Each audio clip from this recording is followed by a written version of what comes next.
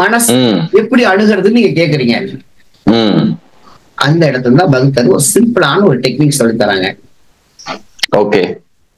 எல்லாத்தையுமே ஆப்ஜெக்டாவே பாருங்க, எல்லாரையும் டேட்டாவே பாருங்க. எல்லாரையும் டேட்டாவா பாருங்க, எல்லாத்தையும் டேட்டாவை பாருங்க. Okay. You are not a டேட்டாங்கிறது மனசுல பிக்ஸ் பண்ணிக்க. நான் டேட்டா அல்ல, நான் ஆப்ஜெக்ட் அல்ல அப்படின்ட்டு. அங்க ஒரு டேட்டா பேசிட்டு இருந்தது. டேட்டா கிட்ட இந்த ப்ராடக்ட் வாங்கினேன், இந்த டேட்டா நான் வாங்கினேன், இந்த டேட்டாவை நான் வச்சிருக்கிறேன், இந்த டேட்டா கூட பேசிட்டு இருக்கிறேன், இந்த டேட்டாவை இருக்கிறேன், இந்த டேட்டாவை கொஞ்சிக்கிட்டு இருக்கேன், இந்த டேட்டா கூட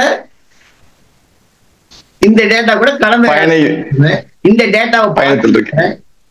எல்லா டேட்டாவுடைய அணுகுமுறையில டேட்டாவுடைய பார்வையா மாத்திட்டீங்கன்னா அந்த இடத்துல ஒரு இது கிடைக்கும், ஒரு டிஸ்கனெக்ட் கிடைக்கும். உங்க ஸ்பேஸ் உங்களுக்கு நல்லா தெரியும், எதுவுமே உங்களை ஆக்கிரமிப்பு பண்ண மாட்டாங்க. அந்த ஸ்பான்டேனியஸா வரக்கூடிய எண்ணங்கள் என்னாகும், சிந்தனைகளா, யோசனைகளா, கற்பனைகளா டிரான்ஸ்பர்மேஷன் ஆக மாட்டாங்க, நம்மளுக்கு தொல்லை கொடுக்க மாட்டாங்க. நீங்க தொலைய மாட்டீங்க. டேட்டாங்கிறத உங்க டிஸ்கனெக்ட் ஆகி போகுது. அடுத்த செகண்ட் போர்ஷனு குழந்தையா பாருங்க. ரெண்டாவது 8 மணி நேரத்துல ரெண்டாவது 8 மணி நேரம் குழந்தையா பாருங்க. 8 மணி நேரம் கூட இல்ல, நீங்க ஃபர்ஸ்ட் 8 மணி நேரத்திலேயே குழந்தையா பாக்குறீங்களா, டேட்டாவா பாக்குறீங்களா, நீங்க எதை வேணாலும் சூஸ் பண்ணிக்கலாம். Okay okay. இது கொடுத்தாச்சு, பயிற்சி கொடுத்தாச்சு. நீங்க இதெல்லாம் ஒரு அணுகுமுறை எப்படி வேணாலும் பயன்படுத்திக்கங்க. இந்த ஆப்ஜெக்ட்ங்கிற மைண்டுங்கிற விஷயத்தை எப்படி அணுகிறதுங்கிறதுக்கு தான் நான் சொல்ல வரேங்க. சுயம் வந்து எப்படி அணுகிறது, குழந்தையா பாருங்க. எப்படி ஒரு எண்ணம் வருதுன்னா அத குழந்தையா பாருங்க.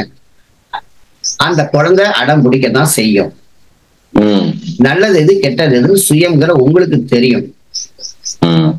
நீங்க என்ன பண்ணணும், அந்த குழந்தைக்கு எப்படி ட்ரீட்மெண்ட் கொடுக்கணும், எப்படி சொல்லி கொடுக்கணும், எப்படி இந்த குழந்தைய வழிக்கு கொண்டு வரணும்னு குழந்தையா பாவிச்சு அவங்களை கூட்டிட்டு போங்க. குழந்தையா பாவிச்சு மனசை கூட்டு போங்க. ஏன்னா அது குழந்தை, அந்த குழந்தை அதுக்கு தெரியாது, ஆகிற வரைக்கும் அதுக்கு தெரியாது. எக்ஸிக்யூட் ஆழி அடி வாங்கினாதான் அதுக்கு தெரியும். அப்ப உங்களுக்கு தெரியுது என்னன்னு, இந்த எண்ணத்துக்கு இம்பார்ட்டன்ஸ் கொடுத்தா நமக்கு பிரச்சனை இருக்குதுன்னு தெரிஞ்சு அங்கேயே என்ன பண்றீங்க, அதை சிந்தனையாகவும் யோசனையாகவும் வளர விட வேண்டாம், அங்கேயே நிறுத்துங்க. Like that child. கரண்ட் கம்பிய குழந்தை பிடிக்கணும்னு ஆசைப்பட்டுச்சுன்னா குழந்தைக்கு தெரியாது, கரெக்ட், உங்களுக்கு தெரியும். ஆமா. நீங்க என்ன பண்ணலாம், ஒரு அடி கூட விட்டு அந்த குழந்தைய அதுல இருந்து தற்காத்துக்கு. கரெக்ட். அந்த மாதிரி இந்த குழந்தைய பாவிக்கிற மாதிரி பாவிச்சு பாவிச்சு பாவிச்சு அதுக்கு தெரியாது. அதை நம்ம என்ன பண்ணணும், இக்னோர் பண்ணணும், டெலீட் பண்ணணும். இம்பார்ட்டன்ஸ் கொடுக்கக்கூடாது, இதுக்கு கொடுக்கணும், இதுக்கு கொடுக்கக்கூடாதுன்னு அப்படி லைக் தட் டேட்டாஸ் எல்லாம் குழந்தை மாதிரி பாவிச்சு அழகா நீங்க வழி நடத்துனீங்கன்னா நீங்க ப்ராப்பராவே நீங்க மைண்ட சரியா அணுகிற அந்த தளத்துக்கு வந்துடும். Okay okay. நீங்க இப்படிதான் அந்த வாழ்வியல் முறையில இந்த டேட்டாவை எல்லாத்தையும் நீங்க இப்படிதான் அணுகிட்டு இருக்கீங்க. நிச்சயமா நிச்சயமா.